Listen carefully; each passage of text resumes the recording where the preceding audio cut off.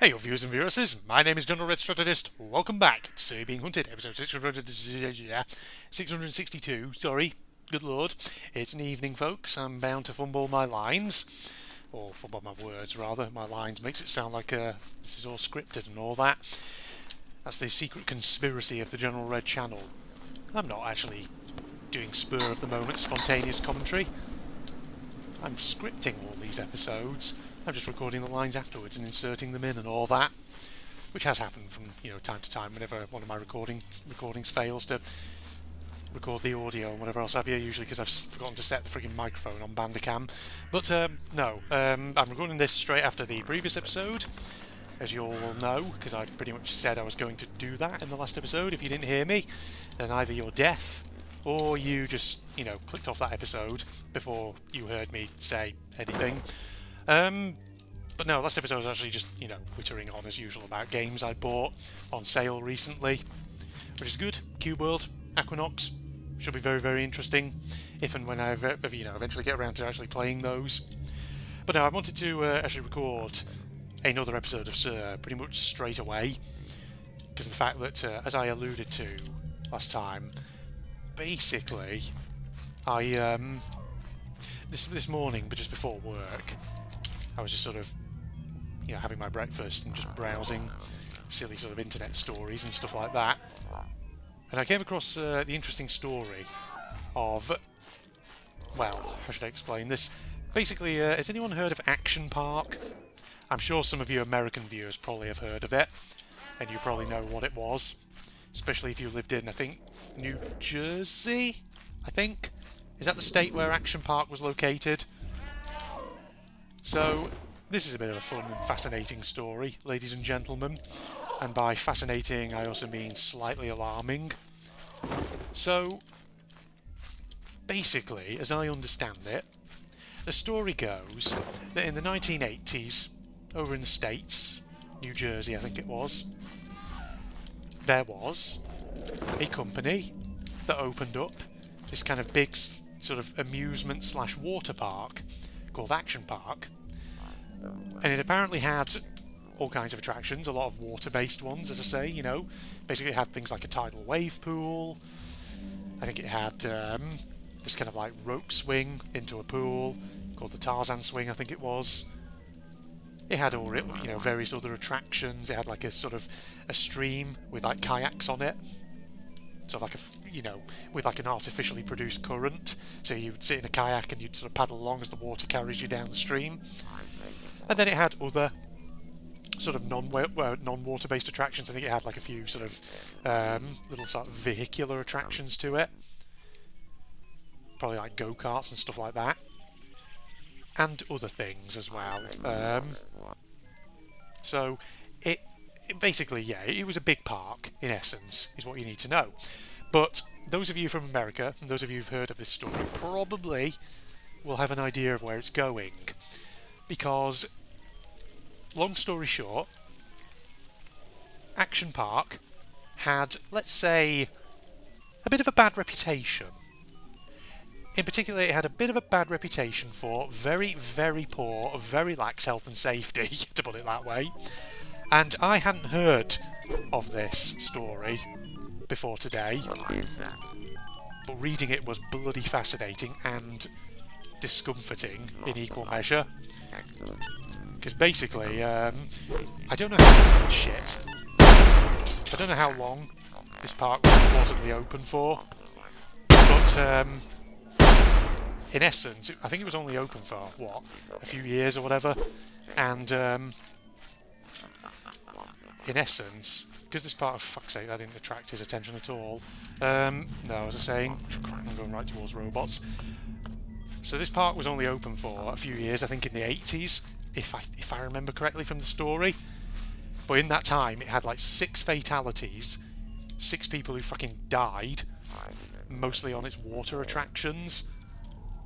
And on top of that, by all accounts, it had God knows how many near fatalities, or instances of people who could very nearly have died because of difficulties and accidents that they had. And yeah, so some of the ones I read about, there was there was about 3 people, I think, who died in the tidal wave pool. And the reason why apparently the health and safety of this park was so lax was due to a combination of factors. So on the one hand, what I read was basically saying that on one level, the problem with the park was that a lot of its clientele were from sort of lower income backgrounds, the sort of people who might not be able to afford regular swimming lessons, and so there were sometimes issues with people not being very good at swimming going into the water park areas. And that's not necessarily a problem in and of itself if they stick to obviously shallower pools, things like that. But the problem is that apparently the tidal wave pool, for example, at this action park, basically the problem with it was that it was apparently difficult to tell that the further you went into this pool, the deeper and deeper it would get. And so people who maybe weren't the strongest of swimmers would sort of swim out into it, not realising it was getting deeper and deeper, and then the wave machine would activate, and they would run into difficulties and things like that. And so, as I said, in its lifetime of this park, there were about 3 people who died as a result of the tidal wave pool and getting into difficulties in there. The other issue was that apparently a lot of the lifeguards that the park hired were very underqualified. A lot of them apparently were just teenagers, probably sort of like kids who've been hired out of high school to do like a summer job or something, just earn a bit of cash, and training apparently wasn't taken very seriously, and the managers just didn't really seem to care all that much. So you get this combination of factors that all happens at once, and yeah, you can see it's a fucking recipe for disaster. And apparently there was another fatality with a dude on that kayaking sort of stream thing that I mentioned a moment ago, where apparently the way it worked was that this sort of kayaking stream, the current in it was artificially created by use of electrical powered fans. I guess was sort of like built into the stream, sort of. And apparently the problem with the stream was that it was common that people's kayaks would sort of overturn as they were going along, so they'd have to actually get out the kayak, right it up, and then climb back in. Well, apparently there was one guy who got very unfortunate when he basically his kayak overturned or something, forcing him to get out of it. So he got out of it, stood up on the stream to sort of right it, but the problem was I think he made contact with a bit of exposed wiring or something with one of these fans, and basically got a massive electric shock. Apparently it sent him straight into a cardiac arrest or something.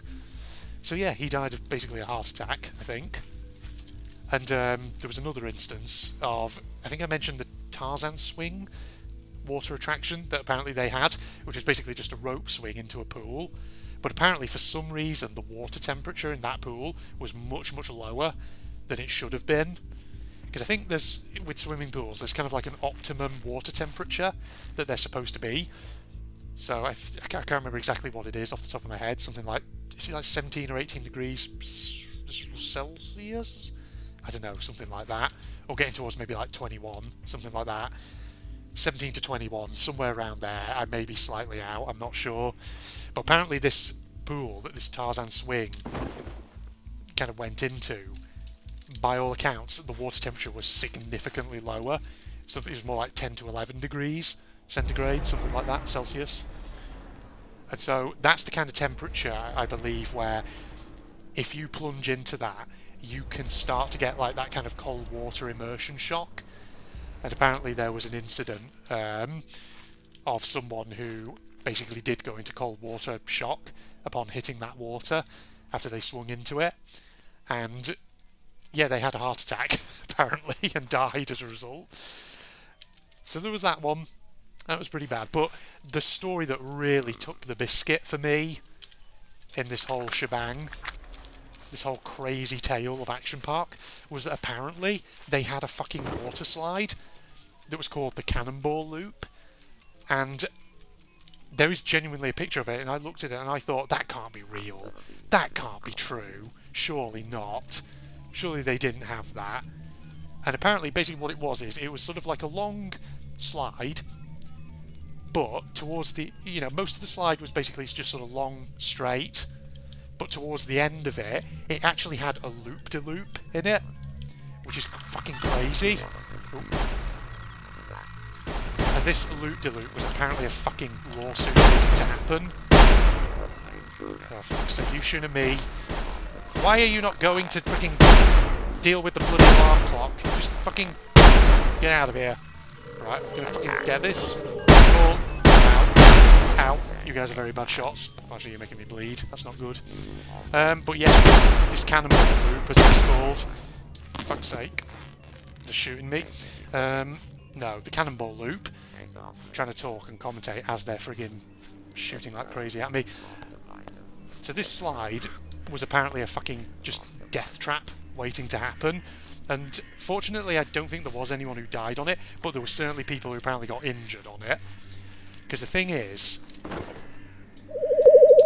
I mean, if you think about it, it's just the sheer idea of it is just kind of stupid. You know, an actual water slide with a loop-de-loop in it. Like, how the fuck does that work? Because in order to blast people around that, to ensure they get fully around that loop, the water piping through the slide is going to need to be going at a real high pressure. And apparently, according to what I read, basically there was a measurement of the pressure of that water and the speed with which people effectively go around it. And I think there was like a former sort of like doctor or physician or someone from the US Navy who basically said that going around that fucking loop, you could be subjected to about 9 Gs, which is a crazy amount of fucking G-force. That's the sort of G-force that fucking fighter jet pilots have to deal with, which is crazy. So there's that. But apparently from what I read, you know, that slide had all kinds of issues. So one of the ones it apparently had was that eventually they had to install like a hatch in the slide at sort of the top of the loop, because they were apparently, there was at least one incident, I think, where someone who was launched through the pipe, basically the water pressure in the slide wasn't high enough. So as a result, it sort of carried them up one side of the loop, but then they basically just kind of lost momentum at the top of it and became kind of stuck up there. And yeah, that's not ideal. So apparently they had to put a hatch in it so that if that ever happened in future, they could just get someone out if they had to. But the other story that I've read, and this is another thing where I'm like, that can't be true. There's no way that that happened. Did that actually occur? So apparently, there were some occasions where people who went down this water slide through the loop-de-loop would come out with the odd laceration on them, which, you know, as soon as you hear that, you immediately think, oh shit. Because yeah, I know what you're thinking. That suggests there's something sharp in the slide that people are literally whacking into as they go around. It's causing a fucking injury, which sounds grisly as hell. And yeah, it doesn't sound good. Now, as I was reading further, you know, I was thinking, oh god, is it like an exposed nail or something like that? Or an exposed, I don't know, like screw somewhere in the fucking pipe? No, no, no. This story gets better, ladies and gentlemen. Apparently, when they, you know, noticed that a few people were coming out with lacerations, so they you know, they shut down the slide, opened it up to take a look, to try and ascertain what the problem was. And apparently, according to what I read, they discovered that there were literally, in some areas, human teeth embedded in parts of the slide, presumably from people who've been through and have been so jolted around that they've had the odd tooth knocked out, which is ridiculous. And like, as I was reading it, I just thought, that can't be true. Surely not. There's no way. But I don't know. Apparently it's true. Then again, I'm sure someone who maybe has heard of this story before could probably tell me in the comments whether it's true or whether it's just bullshit, whether that's a made-up urban legend or something. But apparently there was an urban legend that went around for a while that, you know, someone apparently said that the owners of the park did sort of like a test with the cannonball loop-de-loop slide with a crash test dummy, And apparently the crash test dummy came out the other end with its head missing. It had been decapitated as it went through.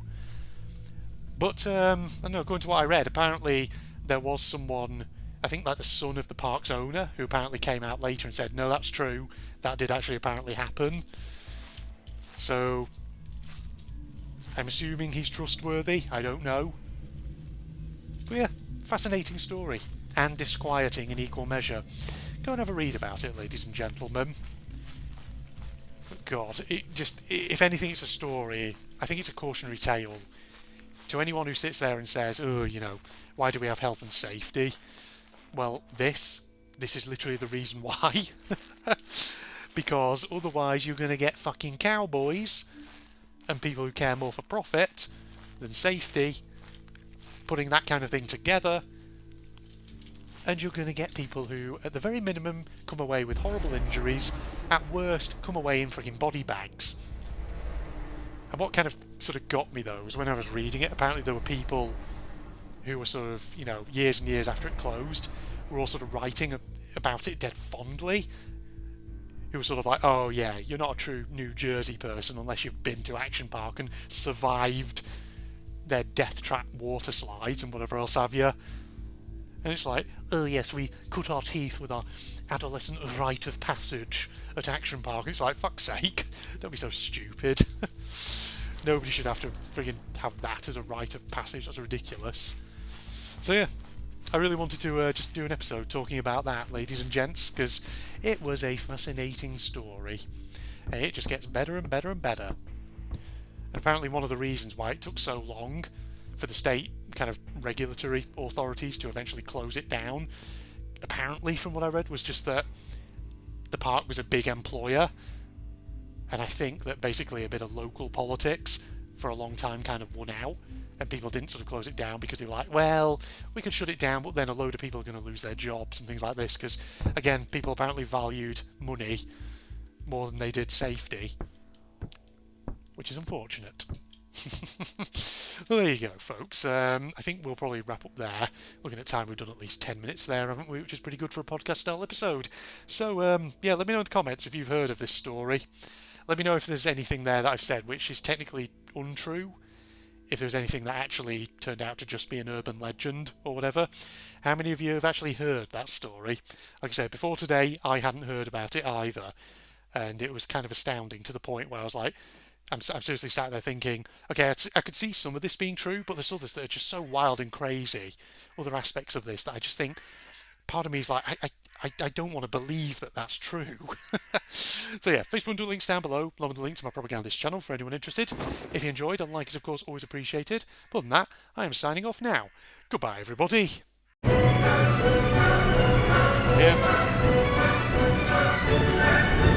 As well. That's two of them now, at least. Oh, I see you. Iron. Oh, the tank's coming back. Okay. Not what we need. Oh, yeah. Hold on. Oh, stop moving, please. Got it. Well, that's the tank down. There we go. That's how you deal with tigers. Apparently. Going to a game like this. Let's see. Oh. Someone shooting. Who was that? You. Let's see who it is. From there. Where'd you go? Oh! No, don't you dare. That's not going to work on me.